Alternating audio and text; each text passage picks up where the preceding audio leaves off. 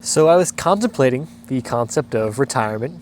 You know how when people reach the ripe old age of 65, they can finally retire and be free from the shackles of work and live a life of leisure and chill and relax for the rest of their life. But anyway, I was contemplating this concept of retirement because I was trying to allocate my money, seeking investment options so to maximize it in the long run. So I opened this investment account, and the caveat with this specific investment account that I opened is that you can't take money out of it before the age of 60 without a significant penalty. So this spawned a whole line of inquiry within me, opening up this account, making me wonder what I'm actually going to be doing once I'm 60, 65 years old. Will I be ready to finally retire and get away from work forever and live out the rest of my days in leisure, doing whatever I want? And what became clear to me very quickly was that I don't really resonate with the concept of retirement at all. I don't see myself as being someone who, once they turn 60 or 65 years old, just decides to retire and stop working. And I think there's this cultural presupposition in the concept of retirement that work is always something that takes away from life. It makes your life worse in a sense. It takes away from your well-being. Like it's something we wouldn't really otherwise be doing. Because why else would you want to retire? There's something to me that feels escapist in this conventional way of relating to work and career. But what if you enjoyed your work so much and it blended so beautifully and so seamlessly with your life in a harmonious way that you never had to escape it, that you never had to retire from it? Well, this is exactly what I am aiming for in my life, to fall so deeply in love with the work, to have it blend so beautifully with, my life. In the way we talk about work, there's kind of this like separation between work and life. I seek to have work and life kind of blend into one and be in harmony with each other. And really, when I say falling in love with the work, which is a reflection of my life purpose, my why in life. And what I see myself doing is that I can do the work forever in whatever form it takes. And of course, it's going to change form as life goes on because we age and we get interested in different things. But I'm going to explain more of this here. But this is a drastically different paradigm of living life than what most people are used to. You're going to have to reprogram your mind to even consider the possibility of living this way. For most people, when it comes to work, they work for physical survival, to put food on the table, to pay rent, or they work for social survival, to be of respectable status, to be looked up to fit in, to have nice, luxurious things. People want these things while doing something they somewhat enjoy. Of course, people want to pursue what they're interested in, but a lot of times deep down, they really are just trying to get these physical and social survival needs met. And of course, not everyone is relating to work in this way, but to generalize, this is how the center of gravity of society, the average person, relates to work. I'm generalizing here. But really, this way of relating to work, when it comes to Maslow's hierarchy of needs, is getting at deficient needs. It is to work to get something out of life, whether it be money, status, respect, a beautiful romantic partner, a nice house, a nice car, and so on. And know that I am in no way, shape, or form judging people who relate to work this way. If one does not have these needs met, then that is precisely what they should be working towards in life. But if you've made it to this point in the video, something within you is deeply resonating with what I'm saying, and you'll understand that what I am getting at here with this different way of relating to work is within the self-actualization tier of Maslow's hierarchy of needs. To step into this paradigm of work, you will have to surrender the egocentric pushing and striving and grinding mentality for this thing called success, in whatever way that means to you, and you'll have to attune yourself to a deeper, more inward pull towards what is most meaningful to you. In other words, you will have to do a lot of soul searching. You'll have to deeply feel yourself, feel the entirety of your experience. You have to find your why. You have to discover your life purpose. What is your reason for living? A reason beyond just mere survival. If you're living just to survive, just to avoid this thing called death because you're so afraid of it, you're not actually living. You're just reacting and avoiding the bad stuff.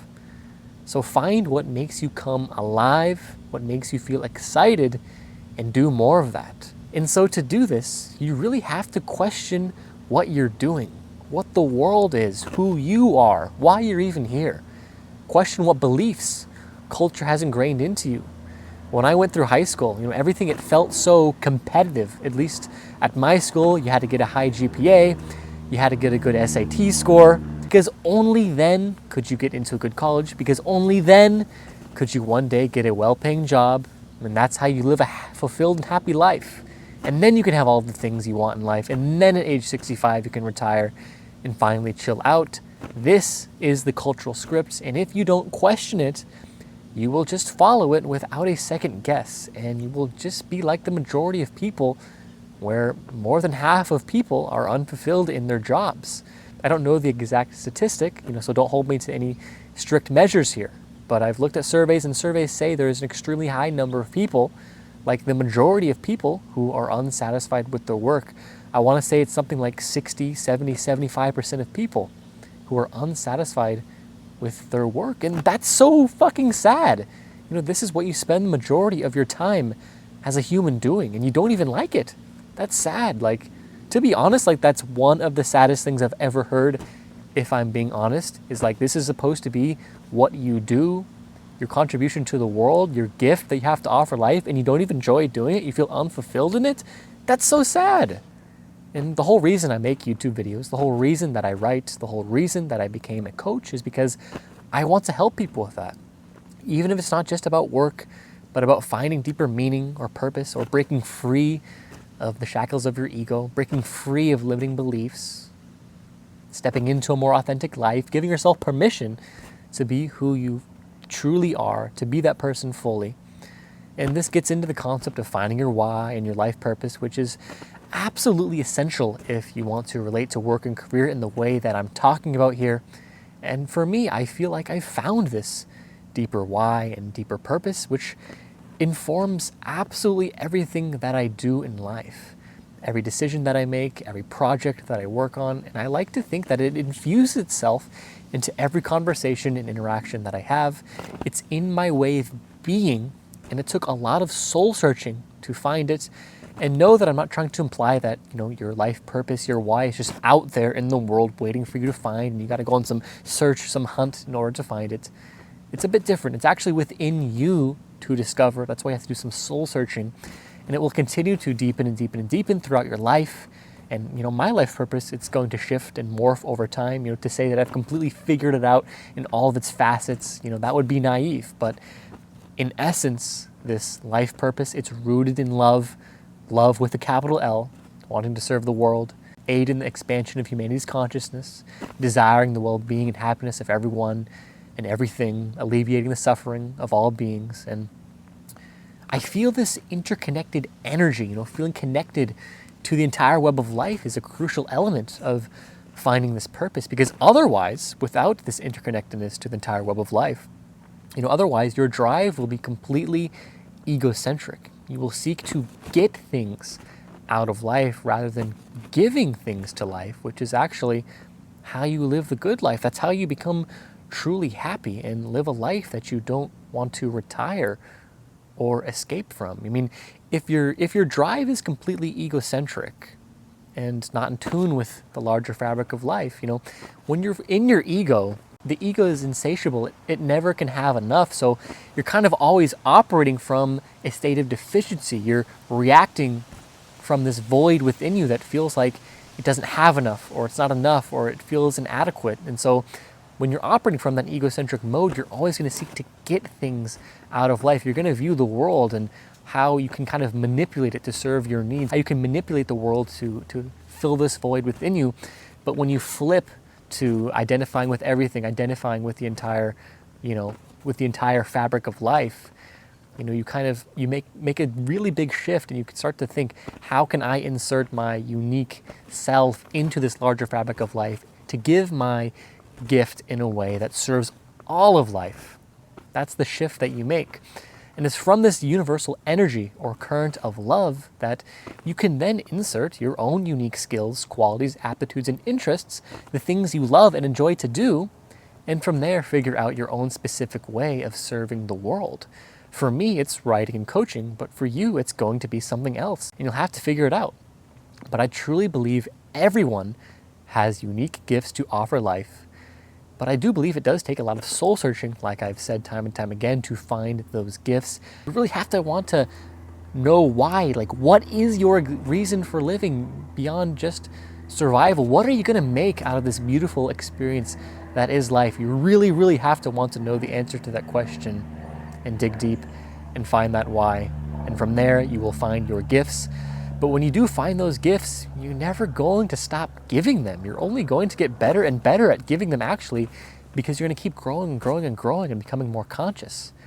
And when you're giving these gifts and you're in tune with life and enjoying it so much, why would you ever want to stop giving these gifts? You know, this is really what the work is. This is why you aren't going to retire, because this purpose, this why, and what I'm about to say here is really essential. It's not even so much about what you do, it's about how you are. It's ingrained into your way of being. It manifests in every conversation and interaction you have. It manifests in whatever your work is. It is you. You are the gift. That's the beautiful thing. The gift is your consciousness. It's the energy you radiate. So really, this life purpose is about discovering the love within you, being that, and from there, figure out what you're going to do, how you're going to insert your unique skills and interests to serve yourself in the larger fabric of life. Of course, I know this is getting a little mystical here, and it's entirely plausible that when you are 60 or 65 years old,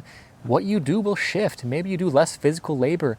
Maybe you slow down, you start to relax a little bit more. Maybe you write a book, or you spend time with your family more. And so maybe you'll need the money from your investments to support this shift, because you'll be making less money or maybe even no money at all. But the difference here is, because you are rooted in your why, which is rooted in love, serving everyone and everything, the work never truly stops. You do it forever. You do it until your last breath, because you love it so much, because it's a part of who you are fundamentally. Is this making sense? Please let me know in the comments if this is making sense, and if you're resonating here, or if you feel like you're living this to some sense. I really would love to hear your perspective on this. Guys, you did not come here to this earth to just try to survive, to just work to get ends met, to just scrape by. You came here for a much deeper reason, a much deeper purpose, and figuring out what that looks like for you will be the most important thing you ever do in your entire life. It will be the difference between living a purposeful, meaningful life infused with love versus being in survival mode your entire life. And the earlier you figure it out, or at least get on the right track, no one actually fully figures it out. We're always learning and growing, but the sooner you get on the right track, the better. But it takes a lot of soul searching, to find this. Go out in nature alone for a week or two. Try things that expand your comfort zone, that push the boundaries of your ego a little bit. Follow what makes you curious. Do what makes you feel excited and alive, and question literally everything.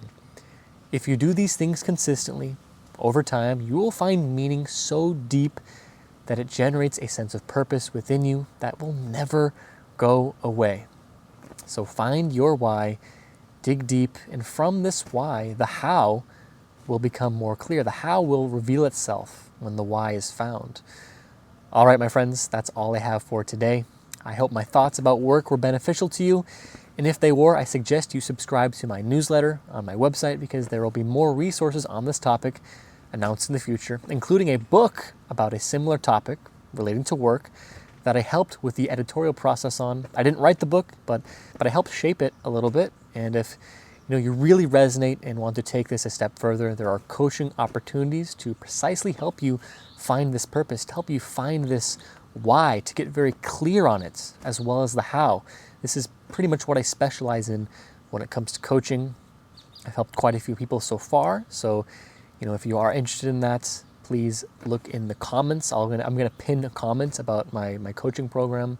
That will be in the comments. And then, of course, the stuff to my website will be in the description. But yeah, this is what I do. I really just want to help people find this purpose. And you'll have links to my website in the description for all of that. And that's it for today, guys. I hope you have a great day, and peace.